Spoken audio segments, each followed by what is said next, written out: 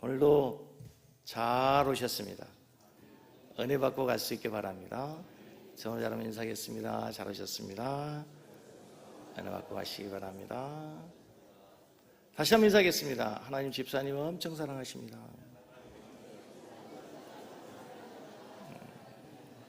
다시 한번 하겠습니다. 하나님이 집사님을 억수로 사랑하십니다. 다시 한번 또 해야 되겠죠.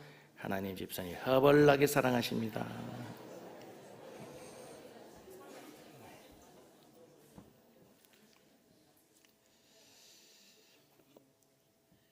제가 그렇게 인사하는 이유가 오늘 성경이 그렇게 우리에게 말씀하고 있습니다.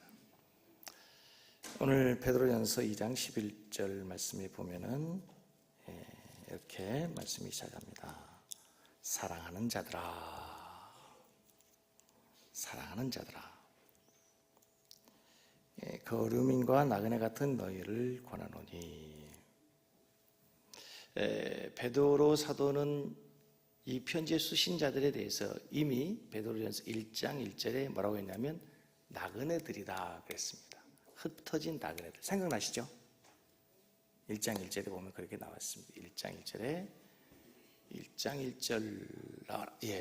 예수 그리스도의 사도 베드로는 본도, 갈라디아, 갑바도기아, 아시아와 비두니아에 흩어진 나그네에게 편지한다. 이 편지에 쓰신 자들, 우리 그리스도인들을 뭐라고?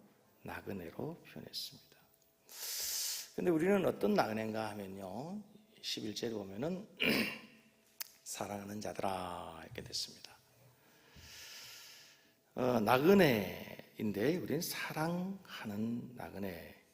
오늘 본문을 보면은요, 마치 베드로가 이 편지에 쓰신 자를, 그리스도인들을 사랑한다로 우리 본문은 되어 있죠. 그런데 원문 성경을 좀 보고요, 영어 성경 가지고 계신 분들을 보시면 NIV 성경은 아닌데 킹 제임스 버전, 또 NASB 영어 성경을 보면은 be loved 이렇게 되어 있습니다. 사랑을 받는 자들아 이렇게 되어 있어요. 그러니까 원어 성경에도 보면은 사랑하는 자가 아니고 사랑받는 자들아 이렇게 되어 있습니다. 그러니까 사랑하는 자들아 하면 느낌이 뭐냐면, 지금 베드로 사도가 편지를 쓰면서 이 편지를 받는 초대 그리스도인들에게 내가 너희를 사랑한다 이렇게 돼 있죠. 근데 사랑받는 자들아 하면 느낌이 전혀 다르죠. 지금 이 편지를 받는 너희들은 누구의 사랑을 받고 있다? 누구의 사랑을 받고 있다? 베드로 사도보다도 하나님의 사랑을 받는 성도들아, 이렇게 이해할 수 있다는 거죠. 여러분, 광고 하나 드리겠습니다. 하나님이 여러분을 사랑하신답니다. 아까 인사했던 억수로 사랑하십니다.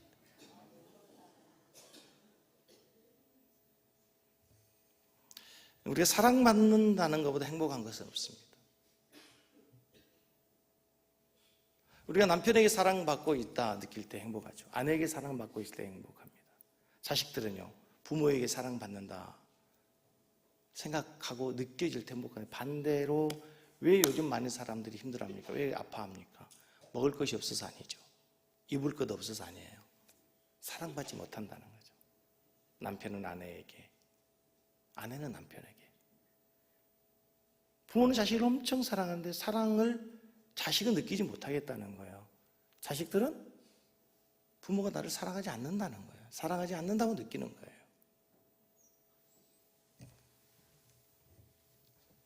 직장에서 사랑받고 싶은데 사랑을 느끼지 못하는 겁니다. 여러분 기억하십시오.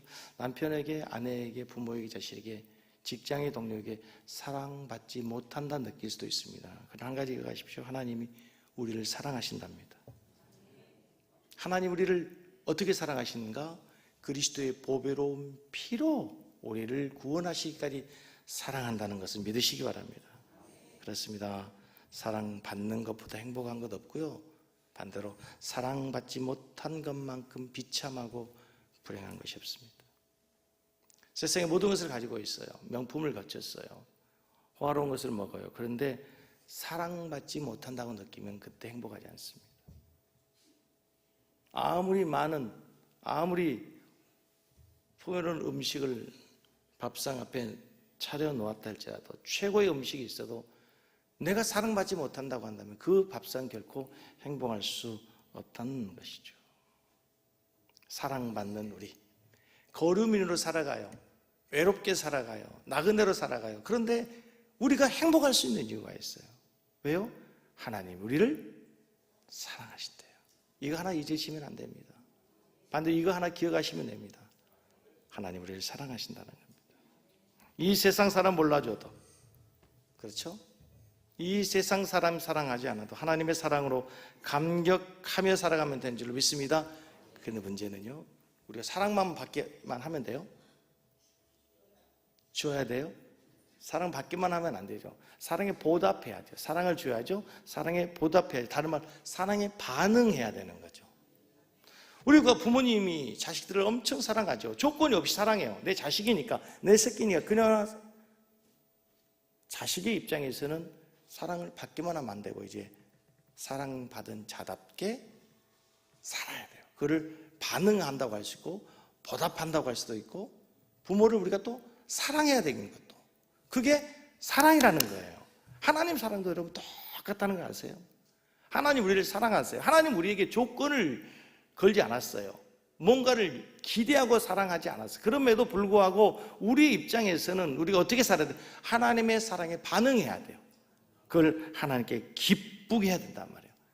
부모의 사랑을 받은 자녀가 부모를 기쁘게 해야 되는 것처럼 하나님의 사랑을 받은 우리가 하나님을 기쁘게 해야 되지 않겠습니까? 그런데 문제, 우리가 하나님을 기쁘게 하는 자입니까?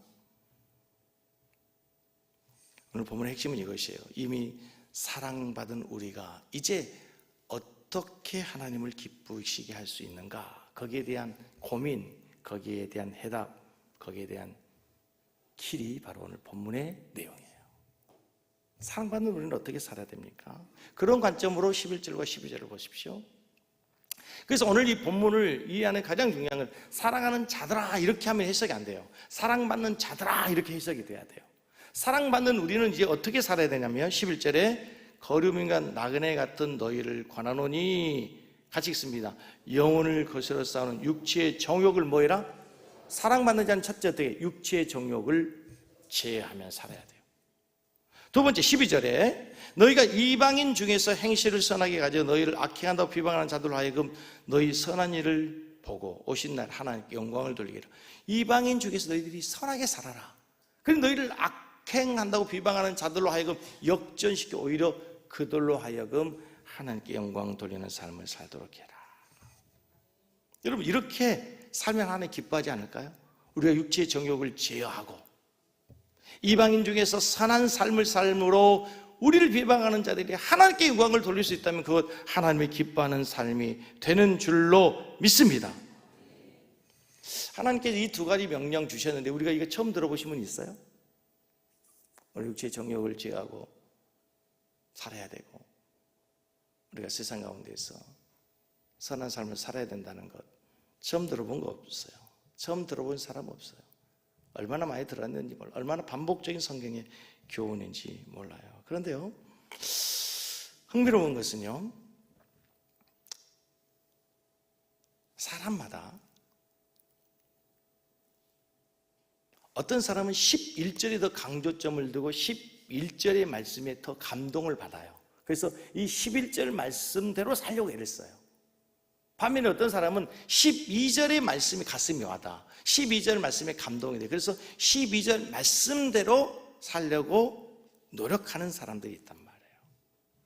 교회사를 연구하다 보면요, 이 두 가지의 주제, 두 가지의 핵심 교리, 두 가지의 가르침을 따라서 이 교회사가 늘 흐름을 가지고 왔어요. 예를 들면 이런 거죠. 11절 말씀에 내 속에 있는 육체의 정욕을 제어해라. 이 말씀 무슨 말이에요? 내 속에 변화가 필요하다. 내가 경건하게 살아야 된다. 육체의 정욕을 제어하고 내가 죄악된 삶을 버리고 회개하고 성화로 경건하게 거룩하게 살아야 된다. 그러기 위해서 금식하고 기도하고 구제하고, 그렇죠? 그래서 중세 시대는 좀 더 거룩하게 내 육체의 정욕을 제어하기 위해서 어디로 가요? 수동으로 들어가잖아요. 그래서 결혼하지도 않아요. 거기서 금식하면서 고행을 하면서 경건하게 살려고, 육체의 정욕을 제어하며 살려고 애쓰는 운동이 있었어요. 그걸 경건한 삶을 사는 사람들이라고 얘기해요. 20세기 운동이 오면은요, 이제 영적 대각성의 운동이라, 이렇게 살면 우리가 안 된다, 회개하자. 유명한 여러분, 뭐 찰스 피니니, 조나단 에드워드니, 여러분 아는 D.L. 무디 같은 이런 부흥사들을 통해서 말씀을 듣고 회개하잖아요. 회개한다는 게 뭐예요? 죄를 버리고 거룩하게 살자, 성결하게 살자, 깨끗하게 살자, 변화된 삶을 살자, 그런 거잖아요. 그런 운동이 교회사의 한 줄기로 와요. 그렇게 거룩하게 살자고 외치면서 생겨진 교파가 감리교, 성결교 이런 거예요. 그런데 문제는요, 우리나라 한참 교회가 부흥하고 신앙이 뜨거워질 때 어떤 운동이? 기도원 운동이 일어났잖아요.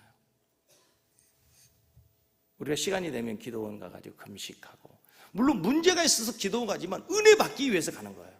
그렇죠? 우리가 문제가 꼭 있어서 간 게 아니라 신정 연휴가 되면, 성무 영신 예배 끝나면, 저도 그랬어요. 우리 성도들도 초창기에는 기도원 갔어요. 그래가지고 신년 동안에 신성 산상 부흥 대성 해가지고 막 금식성 해가지고 물병 들고 다니면서 금식하면서 기도할 때, 그때는 1년을 하나님 내가 경건하게 살게 해주십시오 그러잖아요. 내가 세속에 물들지 않게 거룩하게 살게 해주십시오. 그런 결심으로, 그런 결단으로 기도원 가서 우리가 기도했던 여러분 아닙니까, 여러분? 그렇죠? 똑같단 말이죠.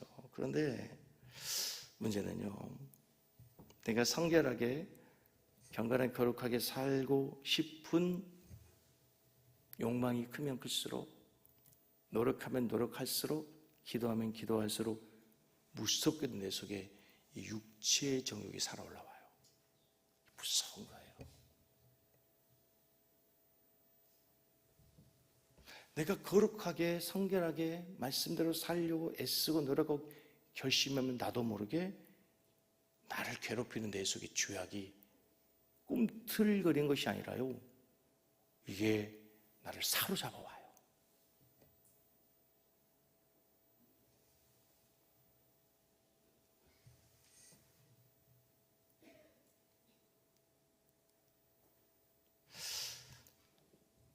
이 말씀 좀 더 이따 살피라고요. 교회사의 두 번째 흐름 가운데 하나가 뭐냐면요, 이 12절에 집중하는 거죠. 뭐요? 착한 행실, 착하게 살자, 선하게 살자, 세상을 변화시키며 세상에 영향을 주고 살자라는 운동이에요. 그래서 선한 행실을 통해서 많은 선을 행함으로 하나님께 영광을 돌리고 싶어 하는 거예요. 그래서 이 사람들은 사회개혁 운동을 해요. 빈민운동, 노예해방운동. 여러분 잘 아는 마르틴 루터 킹 목사님 같은 경우에. 그래서 고아원을 세워요. 양동원을 세우죠.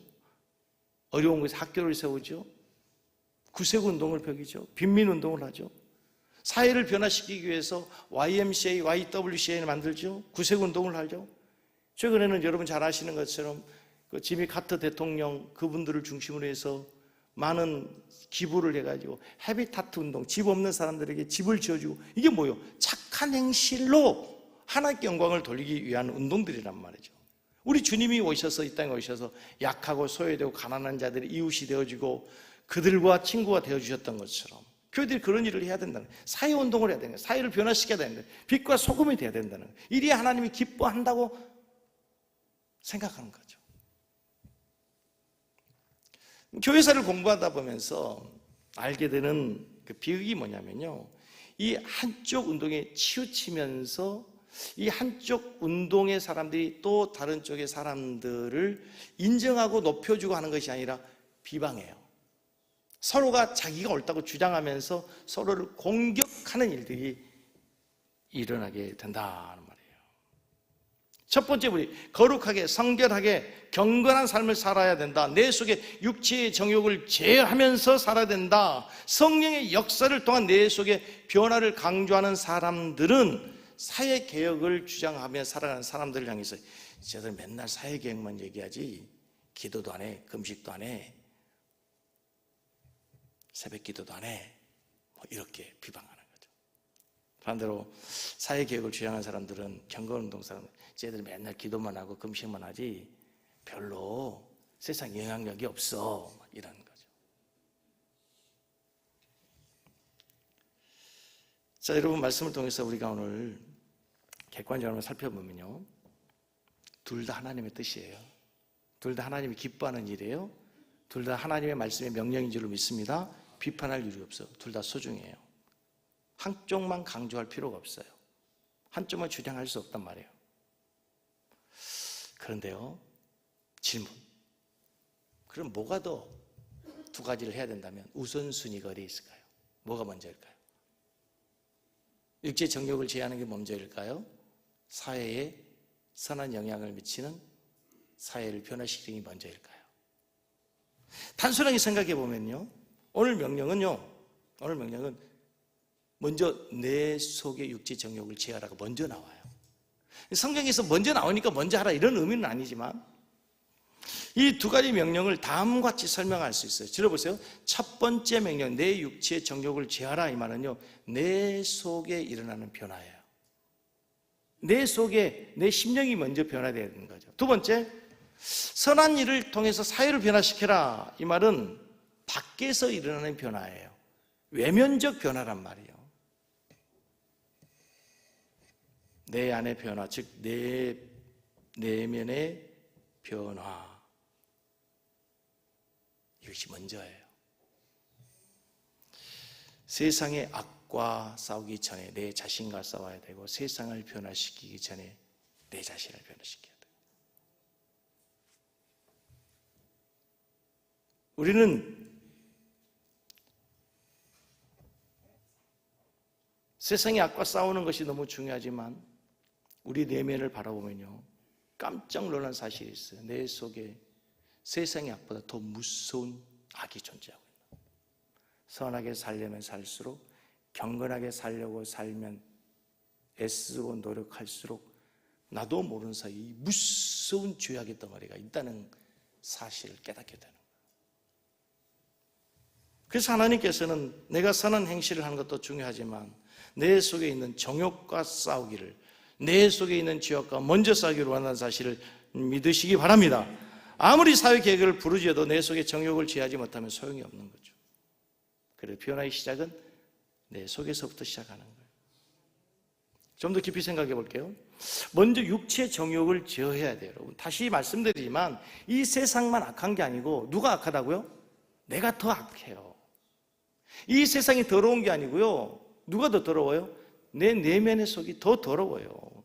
저는 너무 감사한 게요, 너무너무 감사한 게 우리의 마음을 찍는 MRI가 없는 것이 얼마나 감사한지 모르겠어요. 만약에 우리의 마음을 들어볼 수 있는 CT가 있고 MRI가 있다면 내가 이곳에 지금 설교할 수 있겠습니까? 웃으신데, 그럼 여러분은 예배 드릴 수 있겠어요?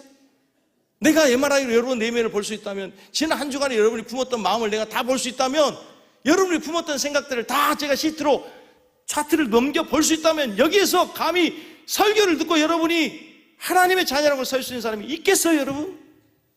아무도 없어요. 아무도 없어요.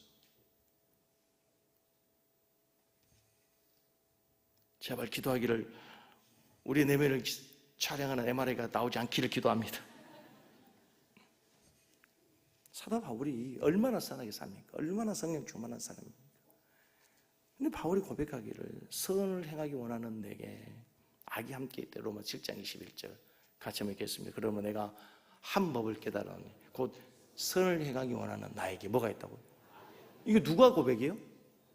예수님 다음으로 예수님처럼 살았던 바울이 하는 얘기예요. 바울이 성령을 받은 사람이에요. 성령 충만했던 사람이에요. 그가 기도하면 귀신이 떠나가고 심지어 죽은 사람도 살아난 사람이에요. 그런데 여러분, 그 바울 사도 속에도 선을 행하기, 하나님 뜻대로 살기 원하는 그의 마음에 악이 함께 있다는 거예요. 여러분 기억하십시오. 믿음으로 살기로 결심한다고 믿음으로 사라진 거 아닙니다. 여러분, 우리가 부흥회 때 한번 은혜 받았다고 결심했다고 눈물 흘리고 회개했다고 그대로 되면 우리는 다 예수님이 됐을 거예요. 그런데 그렇게 안 돼요. 이 죄의 원죄의 뿌리가 우리의 내면에 얼마나 깊이 있는지 몰라요. 경건하게 살려고 노력하면 노력할수록 무섭게 내게 싸움을 걸어오는 것이 내 안에 있는 죄예요. 배추는 한번 소금에 절여지면 죽어야 되거든요. 근데 우리의 죄는요, 아무리 절여져도 또 다시 살아나요. 불가사의한. 언제까지? 주님 앞에 갈 때까지. 여러분 보십시오.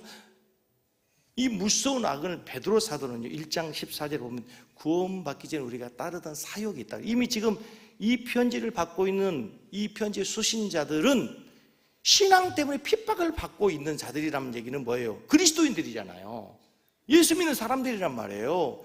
이 신앙 때문에 고향을 떠났어요. 가정을 떠나서, 가족을 떠나서 신앙생활하고 있다면 이들이 얼마나 신실한 믿음을 갖고 있는 사람들입니까? 그럼에도 불구하고 그들에게 뭐가 있어요?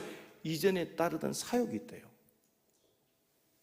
베드로 2장 9절에는 우리에게 어두움이 있잖아요. 어두운 데서 불러냈, 우리는 어두움 가운데 있었던 자들이란 말이죠. 그런데 문제는요, 베드로 사도, 바울 사도의 말을 보면은요, 이 육체의 소욕과 하나님의 말씀대로 살려고 하는 이 성령의 소욕, 서로가 어떻게 한다고요? 싸운다는 거예요. 싸운다는 거. 이따 살펴보겠죠. 기억하십시오. 우리는 전쟁하는 사람들이에요. 지금 저 우크라이나, 팔레스티나에서만 전쟁하는 게 아니고요, 우리는 매일 전쟁하는 거예요. 치열한 전쟁을 하는 거예요.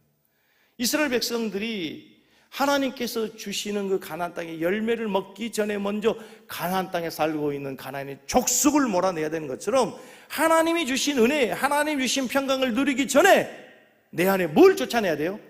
내 안에 가나안의 적, 하나님을 대적하고 하나님의 법을 무시하는 이 무서운 가나안의 족속을 몰아내고 쫓아내고 정복해야 될 줄로 믿습니다. 그리스도는 전쟁하는 자예요. 죄와 싸우고 육체의 본성과 싸우고 육체의 정욕과 싸우는 사람들이에요. 우리는 죄와 싸워야 돼요. 그 죄와 싸우는 우리 그리스도인들이 싸움의 대상을 오해할 때가 있어요. 우리끼리 싸워. 죄와 싸워야 되는데, 내 육체 본성과 싸워야 되는데, 사랑의 대상으로 삼아야 돼. 사랑해야 될 성도끼리 싸우고, 부부끼리 싸우고, 형제간에 싸우고, 목사와 성도가 싸우고. 여러분, 왜 자꾸 목사를 시기를 거세요 저에게? 내가 여러분들을 위해서 제가 기도하고 오늘도 여러분들에게 말씀을 전하기 위해서요. 근데 저녁에 늦게까지, 오늘도 새벽에도 일어나면 원고 정리하고, 이 말하면 성도들이 또 은혜를 받을 수 있을까? 이 문구를 보정하고, 또 이 말은 또 혹시 또 걸림도 되지 않을까? 막. 그럼 오늘도 좀 늦게까지 설교 준비하고, 해가 올라오고 기도하는데, 왜 자꾸 나를 가지고 그래요? 나는 여러분의 싸움의 대상이 아니란 말이에요. 에? 사랑합니다.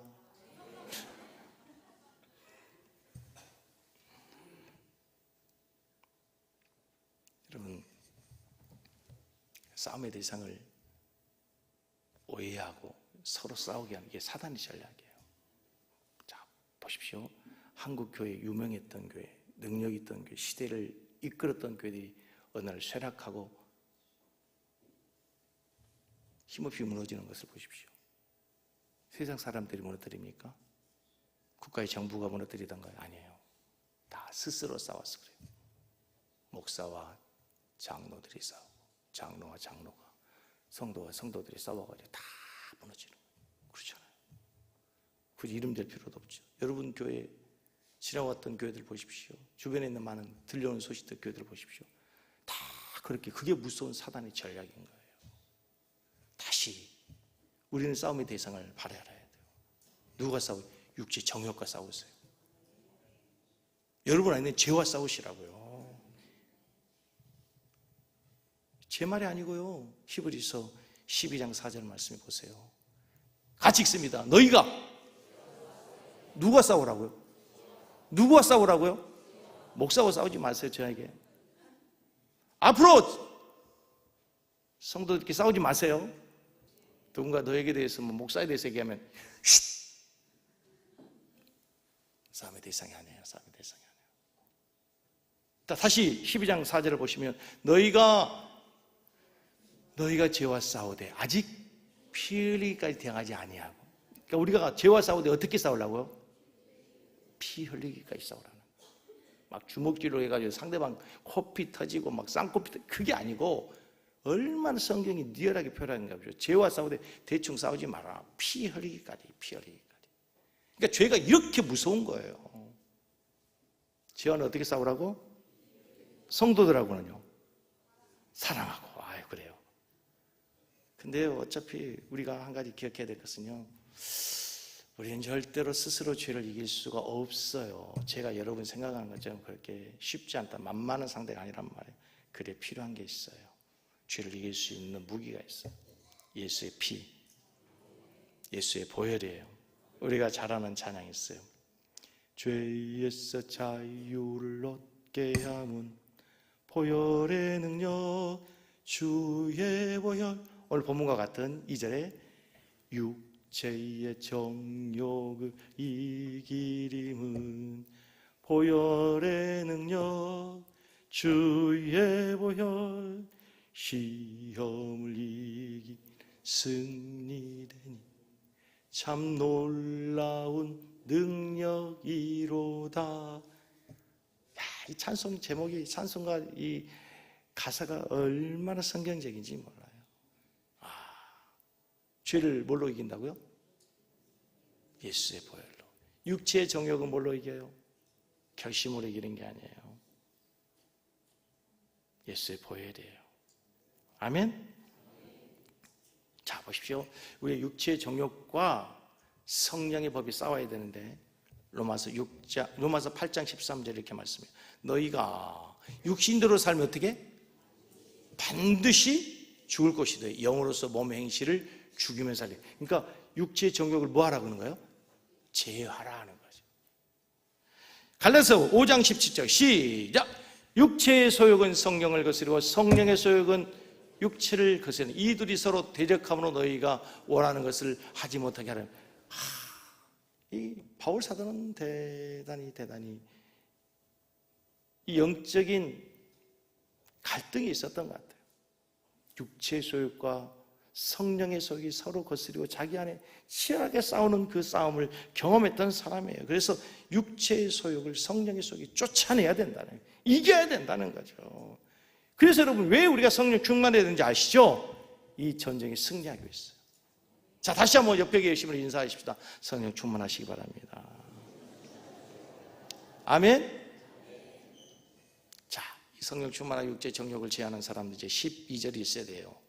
이제 내가 성령 충만한다고만 되는 게 아니고 뭐 해야 돼요? 이방인 중에서 착한 행실로 세상을 감동시키는 삶을 살아야 돼요. 세상을 변화시키고 세상을 감동시키는 삶. 12절 말씀에 너희가 이방인 중에서 행실을 선하게 가져. 너희를 비방하는, 악행한다고 비방하는 자들로 하여금 선한 행실을 보고 하나님께 영광을 돌리도록 해라. 우리는 그 행함을 얘기하면요, 자꾸 구원의 조건으로서 믿음으로 구원을 얻는가, 행함으로 구원을 얻는가, 우리가 늘 이런 것을 먼저 생각을 해요. 행함을 얘기하면. 여러분, 성경에서는요, 처음부터 끝까지 어디에서도 행함으로 구원을 얻는다 얘기하는 곳이 없어요.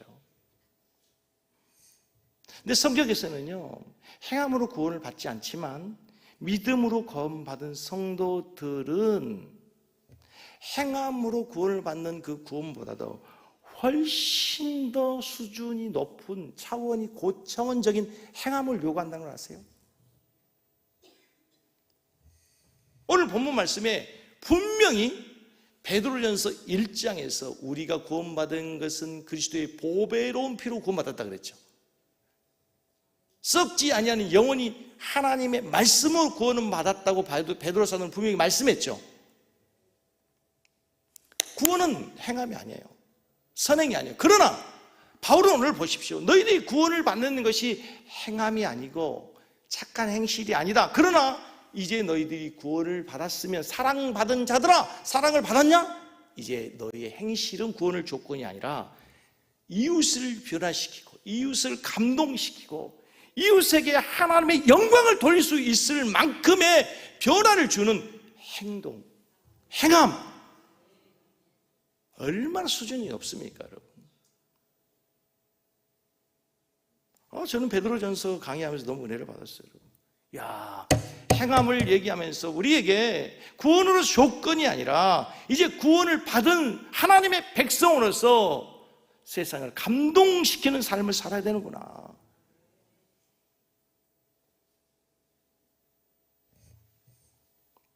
그럼 세상 사람들이 언제 박수를 칩니까? 우리가 성령 충만해서 죄를 끊고 술을 끊었다고 해서 세상 사람들이 박수 칩니까? 아니, 너 미쳤냐? 왜 그래 갑자기 이래요? 믿지 않는 친구들이 우리가 매일 성경 읽고 새벽 예배하고 성경 암송한다고 우리에게 박수 치지 않는다니까요. 뭐라고요? 너 왜 그래? 왜 미쳤어? 이렇게 얘기한단 말이에요. 그런데 오늘 성경 말씀 자세히 보십시오. 내 속의 변화가 너무너무 중요해요. 내가 육체의 정욕을 제하는 이 죄와의 싸움에서, 전쟁에서 승리하는 게 너무너무 중요해요. 이걸로 세상 사람들이 박수 치지 않지만 그 다음 이제 내가 구원을 받았기 때문에 내 안에 성령 충만한 육체의 정욕을 제하는 그 경건한 내 마음의 상태에서 나오는 선한 행실을 보고 사람들은 어떻게 우리에게 박수를 친다는 거예요. 이해가 되세요? 예수님도 그렇게 말씀하시잖아요. 너희가 세상의 빛이라. 너희가 세상 앞에 빛을 비치게 하여 너희의 착한 행실을 보고 하나님께 영광을 돌리도록 해라. 빛과 소금이라는 게 그런 거잖아요. 우리 복음주의 약점이 그거예요. 우리는 너무 경건을 강조해요. 개인의 신앙생활을 강조해요. 그런데 세상 속에 나가서 우리의 삶을 강조하는 데 약했어요.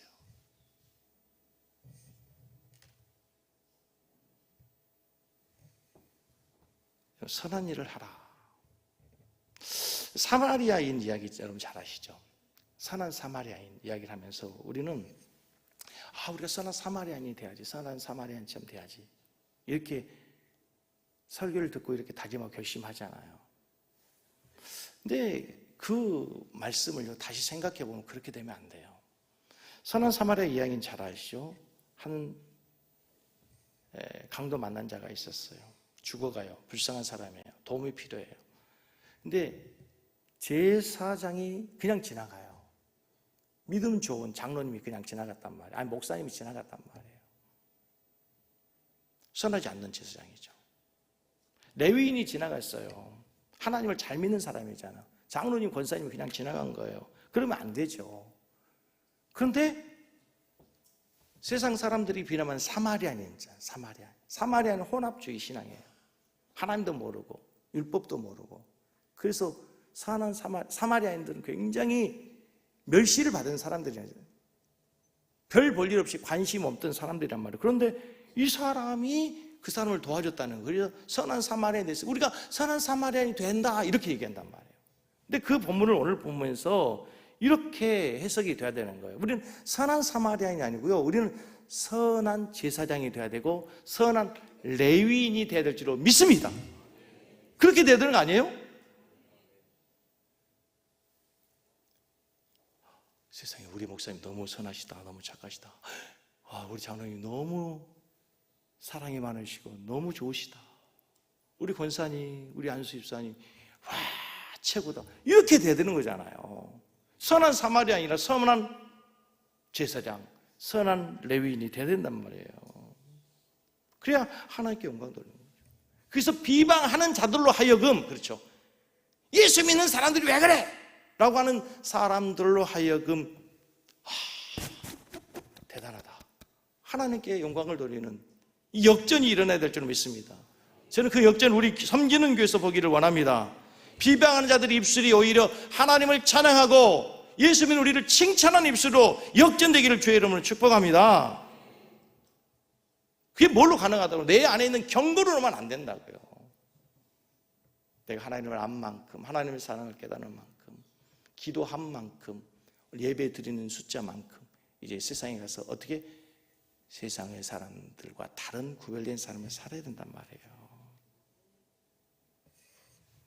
저는 우리 섬기교회 성도들을 통해 하나님을 믿지 않는 사람들이 우리를 놀리는 것이 아니라 우리를 박수치고 우리를 존경하기를 원합니다. 여러분, 한국교회 기도가 부족합니까? 한국교회 예배가 부족합니까? 부족하지 않아요. 어쩌면 우리에게 부족한 것이 있다면 이제 우리가 배운 대로 받은 은혜대로 세상에 살지 못한 것이죠. 초대교회가 왜 붕했는지 아세요? 초대교회가 왜 로마를 정복했는지 아세요? 복음으로? 로드니 스탁이라고 하는 유명한 사회학자가 있어요. 이분은 크리스천이 아닙니다. 이분이 사회학자로서 로마 시대를 연구하고 초대교회 시대를 연구했어요. 도대체 그렇게 핍박하던 로마가, 핍박받는 그리스도인이, 그 변방에 있는 유대인 그 조그만 무리들이 어떻게 로마를 복음화시켰을까? 어떻게 로마를 변화시켰을까? 그분이 쓴 책, 유명한 책이 있어요. The Rise of the Christianity.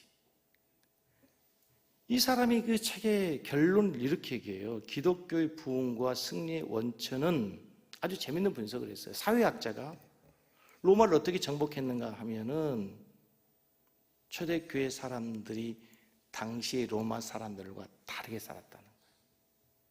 로마 사람들과 달랐다는 거예요. 그러면서 한 가지 얘기하는 게 이거예요. 역병이 돌았어요. 잘 아는 이야기죠. 수많은 사람이 두려움에 문을 열고 나오잖아요. 거리에는 그 역병으로 죽어가는 사람들이 쓰러져 썩어가는 거예요. 시체들이 나뒹굴어요. 아무도 돌보지 않아요. 왜? 자기가 죽을까 두려운 거죠. 그런데 저녁이 되면 그 시체가 없어지는 거예요. 시체를 치우는 사람들이 있어서 알고 봤더니 그들이 누구예요? 그리스도인들이에요. 예수쟁이들이란 말이죠. 비난을 받았던, 경멸했던, 멸시했던 예수쟁이들이, 야, 거기 좀 들어라. 이 중요한 얘기를 하고 있는데. 그래서 이 사람들이 그렇게 세상의 사람들에게 관심을 받기 시작하면서 그분이 유명한 단어를 써요. 로마 사람들이 그 그리스도인들을 리스펙트했다는 거예요. 존경했다는 거예요. 존경했다. 이때부터 로마 사람들이 그리스도인들을 존경했다라고 해요. 우리나라도 마찬가지. 어떻게 우리나라가 이렇게 100년 만에 이렇게 놀라운 기독교 국가가 돼버렸어요. 이유가 뭡니까, 여러분? 어마어마한 존경받는 일들이 초대교회에 너무너무 많았어요. 선교사들이 학교를 세워요. 과원을 세워요. 양릉을 세워요. 문명을 퇴치했어요. 독립운동 앞장섰어요. 그렇죠. 존경했잖아요. 교회가 저런 곳이구나. 그래서 교회를 존경하기 시작했어요. 그런데 한참 후에 교회가 막 싸우잖아요. 교회가 싸우네. 구경했어요. 지금 어떻게 해요? 맨날 뭐 추정 어디 보면은 PD 거기 보면 교회 그런 데 나와가지고 그 일부분인데 사실은 그래서 이 교회를 경멸하잖아요. 다시 한국 교회가 세상으로부터 존경받는 시대가 다시 오기를 주의 이름으로 축복합니다. 세상에 존경을 잃어버렸어요. 우리 초대교회에 얼마나 많은 사람들이 교회를 향해서 박수를 쳤습니까? 한국교회의 위대한 신앙의 유산 가운데 존경받는 많은 믿음의 선진들이 있다는 거예요. 여러분 기억하십시오. 한번 따라서 하겠습니다. 민심을 잃은 선교는 성공할 수 없습니다. 중요한 거죠, 여러분. 다시 교회가 복음을 전하기 전에 여러분.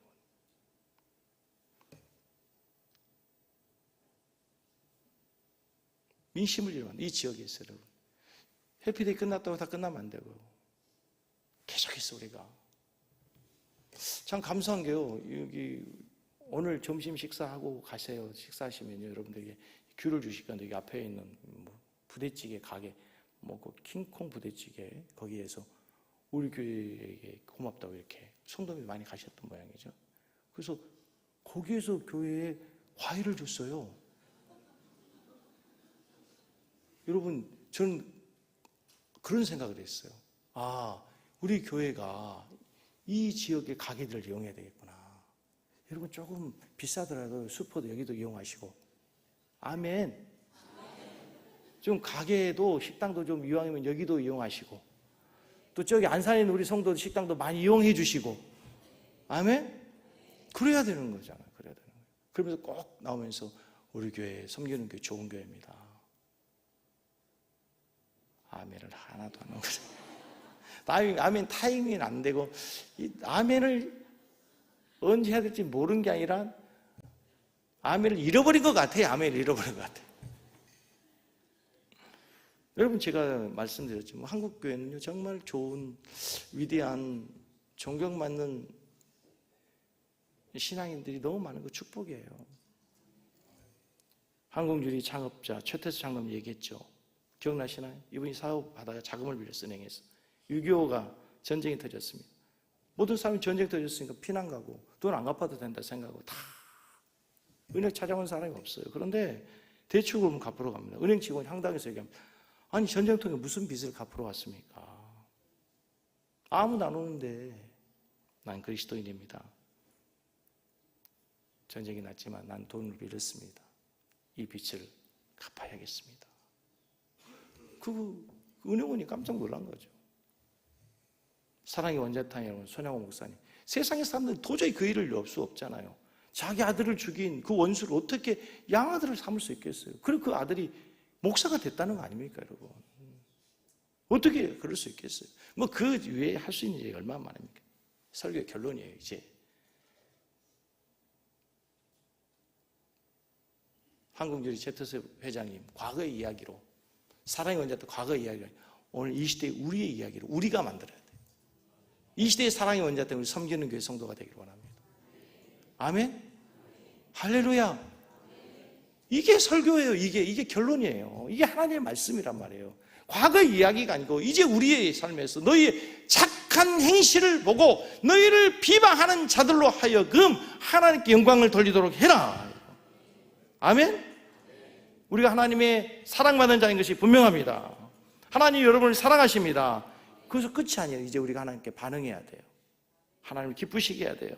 어떻게 해야 돼요? 두 가지 있어요. 너희 정욕과 싸우라. 여러분의 죄악과 싸우세요. 성도와 싸우지 말고, 셀에서 싸우지 말고. 할렐루야! 할렐루야! 우리는 싸움의 대상을 놓칠 때가 있어요. 내 안에 있는 죄와 싸우고 내 안에 정욕과 싸워야 된단 말이에요. 두 번째 있어요. 너희의 착한 행실로 세상의 사람들에게 모범이 되고 세상의 사람들을 감동시키는. 야, 너 어떻게 그렇게 변화될 수 있었어? 너 어디 교회 다녀? 어디 교회 다닌다고요? 담임 목사 이름이? 그렇게 될 수 있기를 주의 이름으로 축복합니다. 찬송하고 준비하신 예물을 드리겠습니다.